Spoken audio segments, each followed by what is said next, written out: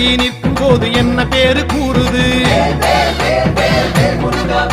மனமே படை வீடு நீ தேடிவா என செய்தி அது கூறி சுத்தி வருகுது